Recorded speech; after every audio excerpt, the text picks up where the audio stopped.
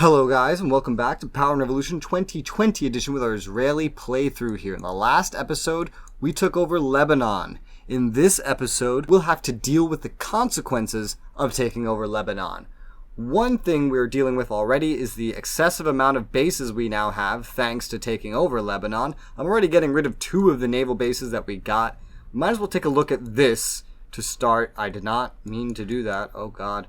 Alright, so we got 3 air bases, and this is definitely a little bit excessive. No, wait, we got 4 air bases. Oh yeah, that's even more excessive. We got a wind farm here, which is great and all, but it's only placed on an average position. I'm sure we could do something better with this, so we're just going to get rid of it. Because I'm pretty sure we could do something better than this. There's a refugee camp. This will go away on its own when it's no longer needed, which will probably be soon. We've already gotten a highway building from Haifa, which is one of our original cities, to the capital of Lebanon, which is now our most populated city just altogether. Holy shit. I forgot, we've also just gotten their entire military. And their entire military had more soldiers than my military. I can't even believe these numbers I'm looking at. What the hell? Alright, so wait, these numbers are bugged. Let's try and fix this a little bit. Let's get these moving. And then there's also some 1-star units here, which is kind of weird. I'm going to send these guys over here. And we still have another 56,000 units here. We don't have any land bases up here, which is a little silly. But we have 3 bases here in way too close a proximity to each other. So, tell you what I'm going to do. I'm going to merge these together a little bit. So we're going to send these helicopters here. Going to send these helicopters here. The air base of Beirut, which is the capital, it's the air base of the capital of Lebanon, shall be the one that we keep over here. I kind of want to take down this one as well and put a land base over here, just because, I don't know, Syria, and because we don't have any land bases up here. I think I'll do that. I'll get all these forces together, and then I'll put a land base up north. So let's dismantle these. We got to make sure that my army doesn't come to hate this and hate me. And I was planning to really just recruit more troops anyway. Yeah, recruit more troops anyway as a way to fix it. But they love me currently anyway, and our amount of troops have definitely gone up. I have to figure out the new percentage of population for these troops. So we have 21.5 million population now, way higher than what we started with. So 1% of our population as career soldiers would be somewhere around 210, 215,000, something like that, I think. The law on the voting right for foreign nationals went through, and if I remember correctly, it had a good effect. We've already moved past that, unfortunately. The ecologist thinks that I'm not doing anything, so he's going on a hunger strike, but that's a bug. That is a bug that is only happening because I merged with another country, and merging with another country in this game is extremely buggy and one of the quickest ways to break the game. I've been trying to figure out which one of these naval bases I want to get rid of, and I think I'm just going to get rid of the Tripoli one. Oh my god, 1 fucking cruiser. Why are there so many naval bases we have to get rid of that just have 1 ship in it? Why do you need an entire base for 1 ship? I don't know. The way that they are representing the navies and the bases from real life seems kind of off in some ways. Let's look over some of these statistics that are new to the country as of our merger with Lebanon.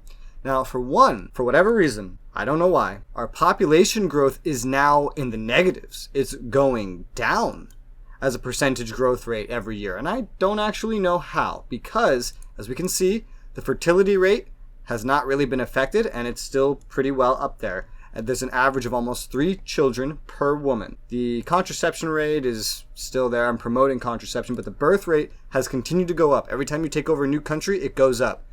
Based on certain policies, as you see, it can slowly go down, but every time you take over a new country, boost. That's a bug. You are always going to get a boosted birth rate. And our immigration rate, ooh, that's really what did it. So I checked this before ending the last episode, and we were still in the positive, but our migration rate is now in the negative, and it's in the negative by a pretty high amount. What the hell am I even looking at? So out of 1,000 immigrants or emigrants, whether they're leaving or entering the country, 58 of them are leaving. Let me go to the immigration tab. Maybe I can get some more stuff here. Migration flow per year, minus 1,253. What the hell does that actually mean? So annual immigration in thousands of people. So these are thousands. So in millions. So I have a migration flow of 1.253 million. So 1,253,000 per year. Every year that many people are leaving the country. I don't actually know what did that. It was way better, as you can see, until we took over Lebanon. Taking over Palestine had basically almost no effect. Changing our policies to be more dictatorial had basically almost no effect. So I don't know what's causing this. I'm not too worried about it, quite honestly. Our overall population growth, or lack thereof, is 4.12%. That is a lot. That is pretty crazy. Let that go on for a few years and you can have a pretty scary situation. But since we plan on taking over so many countries anyway, there's only so many places that these people can move to. Only so many places that they can hide. I will be taking over more countries. I will get more population one way or another. I don't know if this is a bug.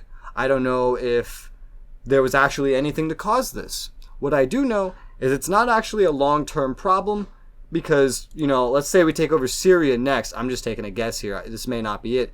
This would be just about doubling our population by the time we get to it. And all that population loss would have been for nothing. The only problem would be if this somehow exponentially gets worse. That could technically be a game-breaking situation, and more than likely a bug if that actually happens.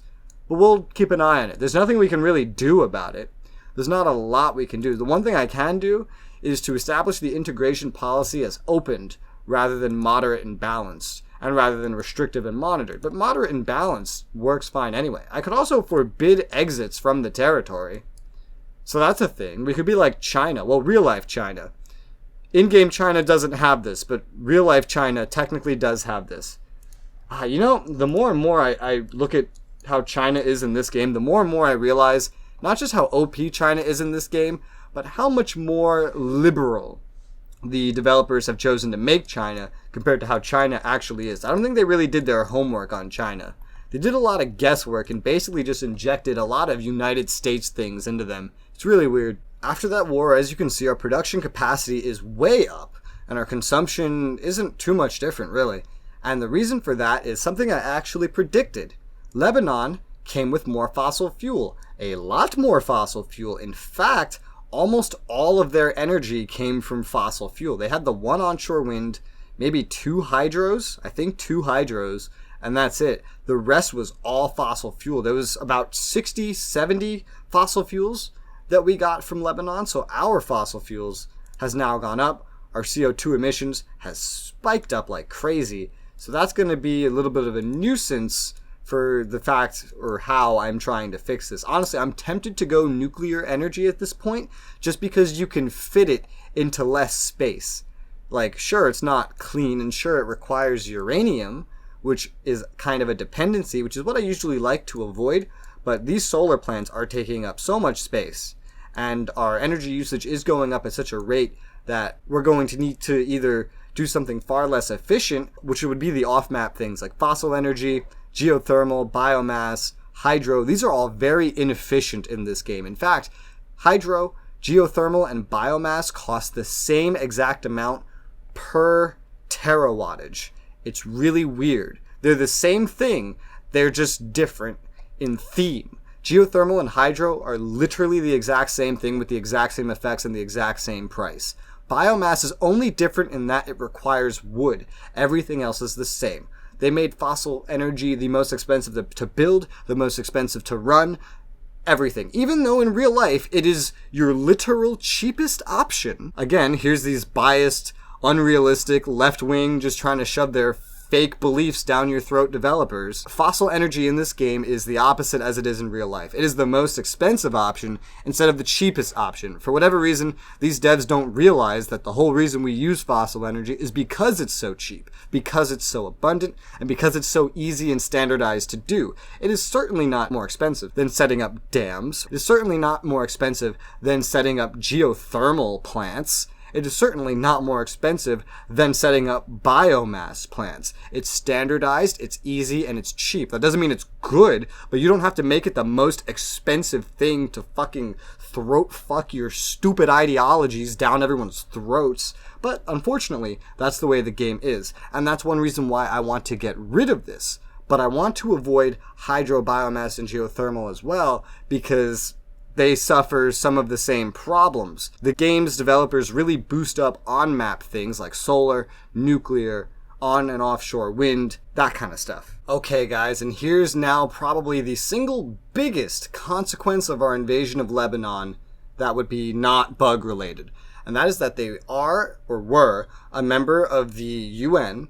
They did propose for military intervention against us for invading them, and the UN Security Council has agreed to bring it to a vote. It is now the topic of the next meeting, which is on the 28th. So we need to figure out if we can get one of our allies on the Permanent Security Council to basically get our backs. So let's... I can't put you there because I have a meeting with the leader of Montenegro today, I guess. That was set up at the end of the last episode. He requested a meeting with me. So on the 23rd, we will get Trump. Let's get Russia, Putin, on the 25th. And that gives us, whoa, shit. That gives us time to meet with one more. And our choices are France or the UK. Well, France doesn't like me quite as much anymore, so we'll meet with the UK. We'll meet with all three of them, and we'll try to get them to vote on our side or to sway others to vote on our side. We only need one of them to vote no. Only one. And then we can get through this without actually having to worry about UN intervention. If there is UN intervention, we're going to have to fight for our lives just to stay alive. However, if there is UN intervention, we will never need to worry about UN intervention again.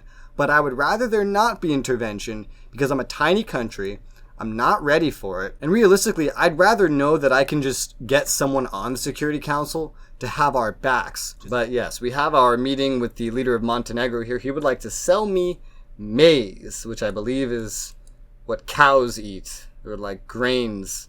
We produce very little. We import a good amount. He wants to sell us a good amount. He has an alright price, but we're going to try to get basically as low as we can.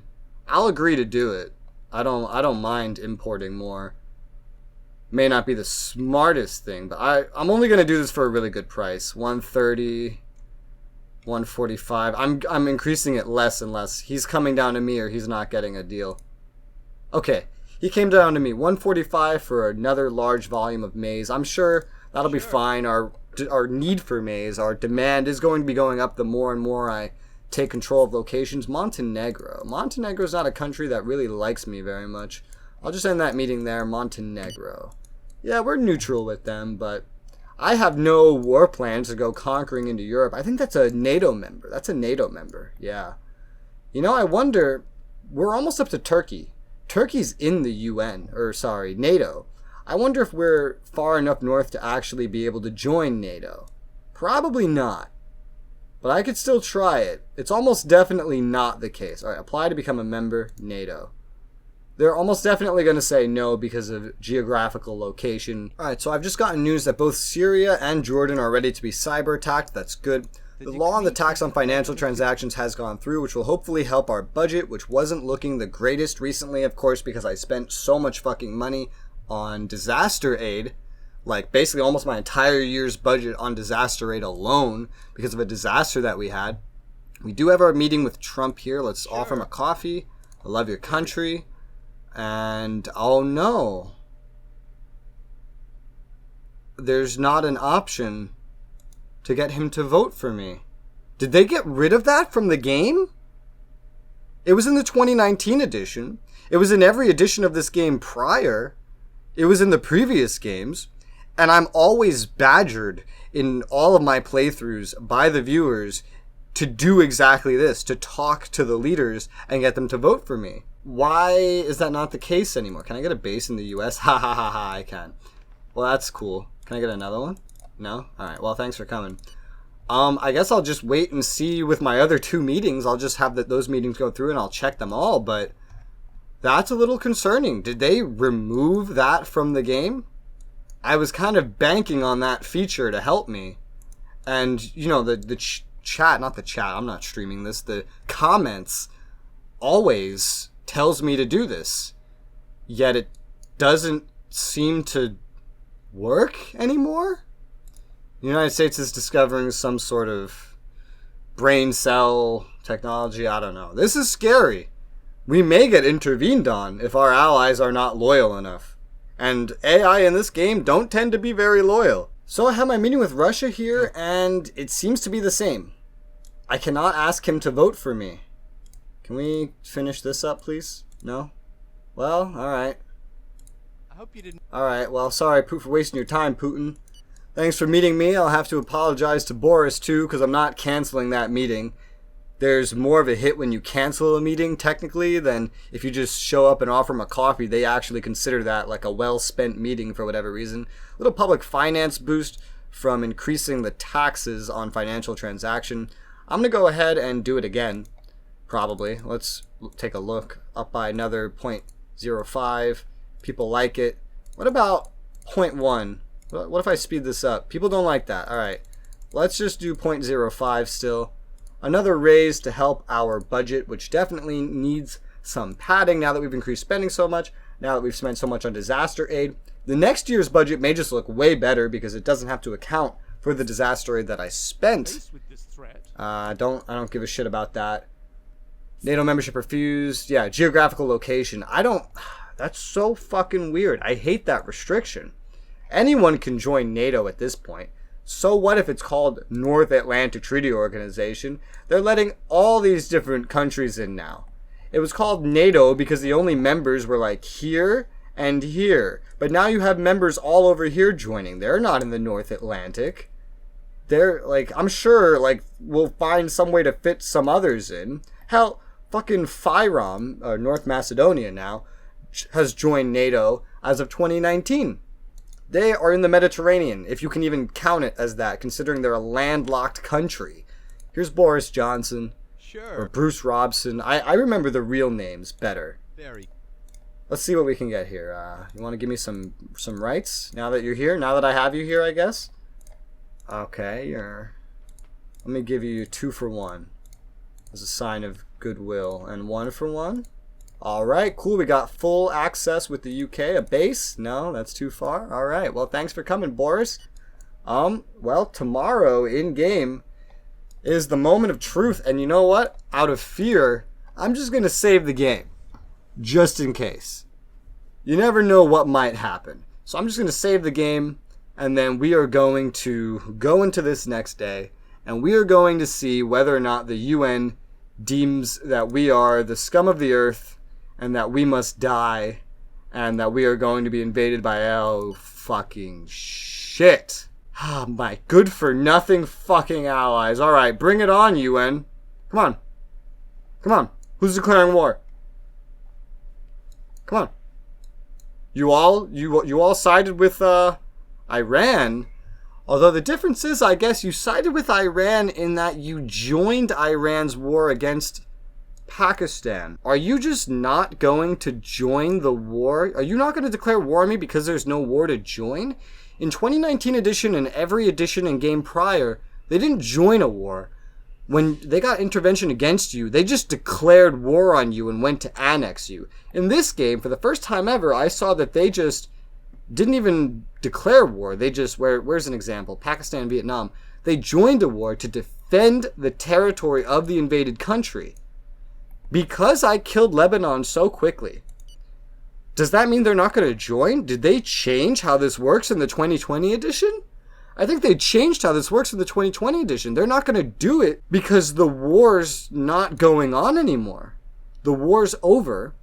And in the 2020 edition, I guess they only join to defend. They don't use it as an excuse to declare war, which might be why it's so much harder to get security authorization to intervene against a country, because it may be designed now for defensive intervention, which is a lot more realistic, by the way. That may be what it's designed for now.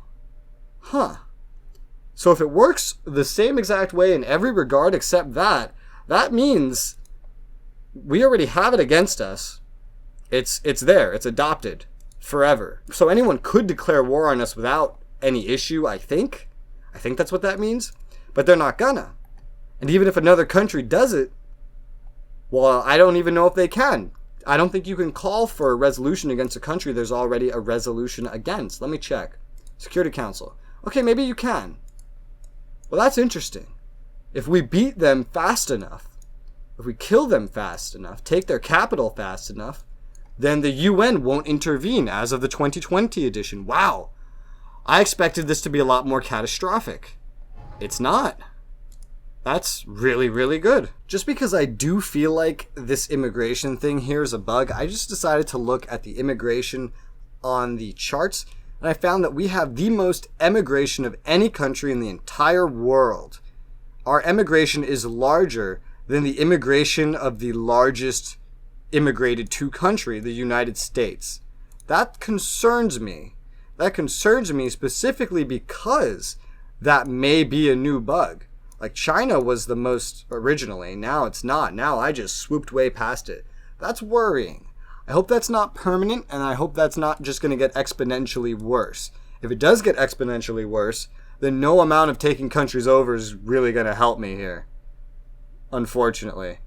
I don't want that to be the thing that breaks my game. We've been doing so well with not having game-breaking bugs. I don't want this to be the thing that does it. Oh my god, our GDP per capita is way down from what it was at the start of the game. It's because we've taken over so many poor countries. We were a rich country, but we tripled our population with a bunch of poor citizens, I guess, from other countries. And so our GDP per capita is way down. Which, funny enough, may or may not, because we still have a lot of rich people, but let me find an industry that's actually relatively active. So automobile construction. I'm curious. We go to world. Our consumption's up. Our purchase price going down a little bit. Yeah. But by how much? Is that something I can track? Purchase price. If this is the case, then it's gone down by quite a lot. Let me check another. Because I think something might be happening. And I think I may know what it is. Lead. Okay, so purchase price. In tons. It's going down.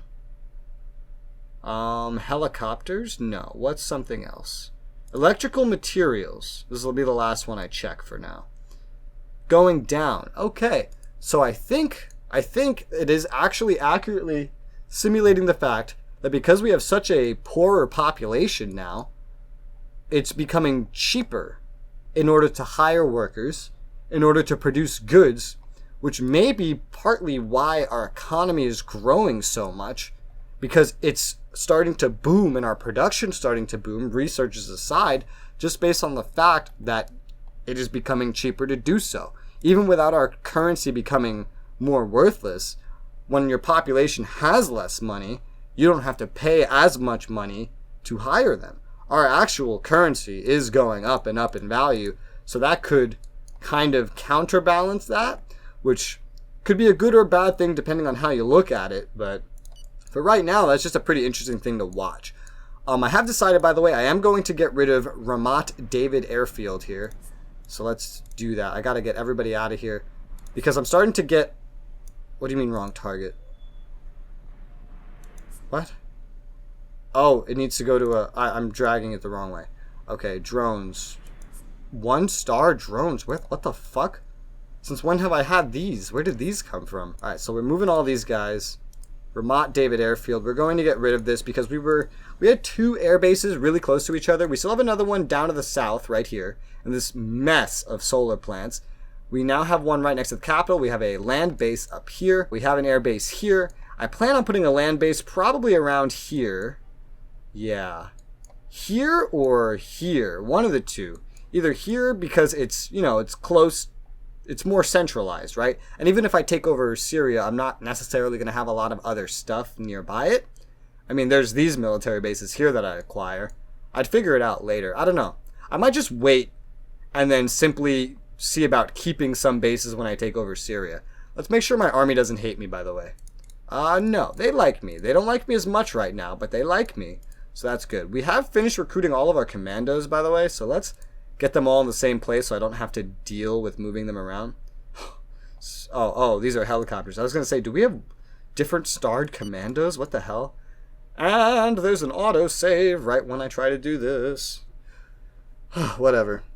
I know the saves haven't really been affecting the bugginess of the game because honestly, after the first 12 episodes, like after we passed that point, the game has gotten a lot less buggy, which is really good. At least in terms of those little bugs that were causing us such headaches.